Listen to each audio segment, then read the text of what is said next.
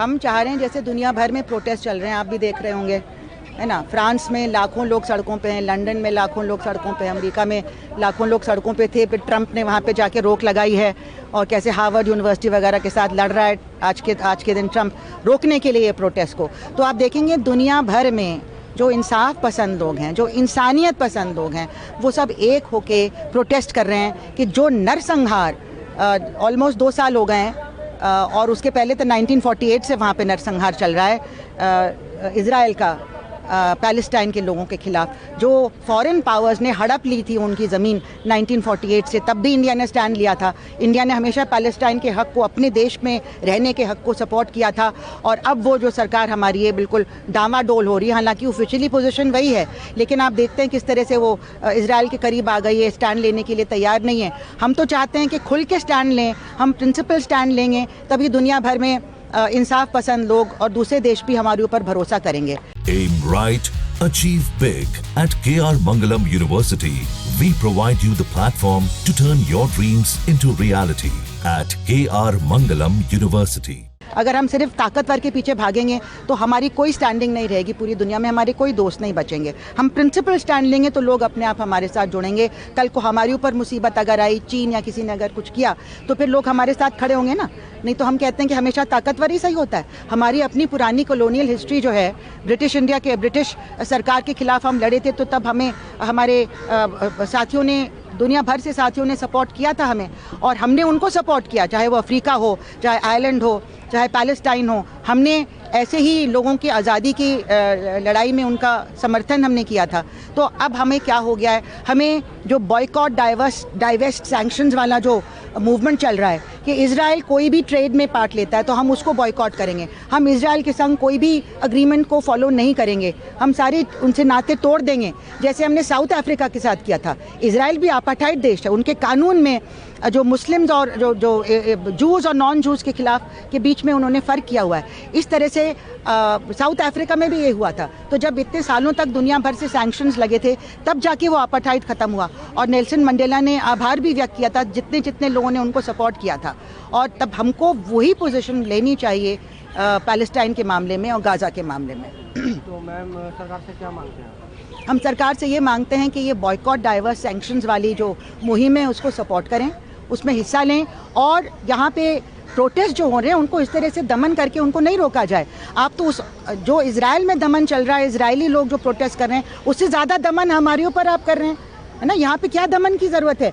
आप यहाँ पे क्या मतलब, अगर हम सरकार के खिलाफ भी बोलते हैं तो वो भी हमको अलाउ होना चाहिए, डेमोक्रेसी का मतलब होता है। लेकिन यहाँ तो हम इजराइल के खिलाफ बोल रहे हैं ना, हम तो यहाँ पे तो इजराइल की बात हो रही है। तो ये क्या, ये साम्राज्यवादी ताकतें हैं जो मिलके पूरी दुनिया को लूटना चाहती हैं। चाहे वो आदिवासी इलाके हैं हमारे हिंदुस्तान में, वहाँ भी किस तरह से अंबानी अडानी की फेवर में सारी नीतियाँ बनाई जा रही हैं कि इलीगल माइनिंग चलेगी, ये भी होगा, सारे पेड़ काट दिए जाएंगे, पानी हड़प लिया जाएगा और आदिवासियों को ख़त्म कर दिया जाएगा। तो ये जो चीज़ें चल रही हैं, ये आप साम्राज्यवाद की जो ताकतें हैं उनके सामने घुटने क्यों टेक रहे हैं? अमेरिका के सामने घुटने क्यों टेक रहे हैं आप खुल के पोजीशन लीजिए, जैसे हमारे पुराने जो पूर्वज थे, गांधी जी थे, नेहरू जी थे, इंदिरा जी थी, उन्होंने पोजीशन लिया था खुल के, अपने देश के फेवर में लिया था, और दुनिया भर में जो न्याय है उसके सपोर्ट में लिया था। हम जिस तरीके से फिलिस्तीन के समर्थन में जो भी प्रदर्शन हो रहे हैं उसको अगर हम देखें, या चाहे सुप्रीम कोर्ट में जो केस शुरू हुआ था लेकिन उसको शुरू होने से पहले ही खत्म कर दिया गया था, उसमें और कई समर्थनों में हम ये एक कॉमन चीज देख रहे हैं कि सबको कहा जा रहा है कि आप जो बात कह रहे हैं वो बहुत भावनात्मक है, बहुत इमोशनल है और तर्क आधारित नहीं है, रैशनल नहीं है। तो इसीलिए मैं कुछ आपके सामने फैक्ट्स ही रखना चाहूंगी। पहली बात तो ये इमोशनल रैशनल की बाइनरी ही अपने आप में बहुत बकवास है, लेकिन जब तर्क की बात आए तो फिर तर्क के मुद्दों में ये कहना चाहूंगी कि 57,000 से ज्यादा लोग फिलिस्तीन में मारे गए हैं, बच्चे और महिलाएं और माएं जिन्होंने बिना एनेस्थीसिया के वहां पे बच्चों को जन्म दिया है, जिन पर बमबारी की गई है, और जितने बच्चों के नाम पर एक नई कैटेगरी शुरू कर दी है कि वो बिना पेरेंट्स के मतलब बच्चे हैं जो ऑर्फन हो रखे हैं, इतने जो है अस्पताल में वहाँ पे दाखिल कराए जा रहे हैं, और वहाँ पे अस्पतालों पे भी बम गिराए जा रहे हैं, और ये कह करके कि आपको राशन और एड दिया जाएगा। उस इलाके में लोगों को घेर करके अगर मारा जा रहा है तो इसको अगर आप जनसंहार नहीं कहेंगे तो क्या कहेंगे? ये तर्क की बात तो साफ साफ है। अब इसको इनकार करने के क्या अपने आप के तर्क होता है वो अलग ही बात है। पर इसमें आप ये भी देखिए कि जो भी फिलिस्तीन पर और फिलिस्तीन समर्थकों पर, चाहे वो छात्र हो या फिर कोई भी हो, अभी आप देखिए जो फ्रीडम फ्लोटिला मैडलिन करके एक नाव है वो गई थी, वो इंटरनेशनल वाटर्स में थी, वो इजराइल पहुंची भी नहीं थी, लेकिन उसके लोगों को नाव से ही लेकर के उठा करके इजराइल में ला दिया गया और कहा गया कि आप जो है इजराइल जो है बिना लीगल तरीके से कानूनी तौर पर नहीं आए हैं। और फिर ग्रेटा थनबर्ग और बाकी साथियों को कुछ डिपोर्ट किया गया और कुछ जो है अभी भी वहां पर डिटेंशन सेंटर और जेल में हैं।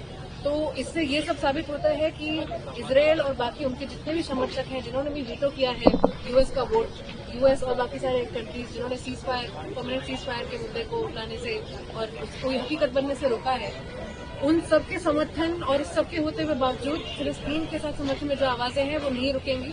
और हर तबके के लोग, चाहे वो छात्र हो, चाहे वो युवा हो, चाहे वो हर उम्र के लोग आकर के जो है जुड़ते रहेंगे। तो लड़ाई हमारी चलती रहेगी और फिलिस्तीन के लिए समर्थन तब तक चलता रहेगा जब तक फिलिस्तीन में और कश्मीर में और छत्तीसगढ़ में और हर जगह आजादी का नारा और आजादी नाम है। इनकलाब जिंदाबाद।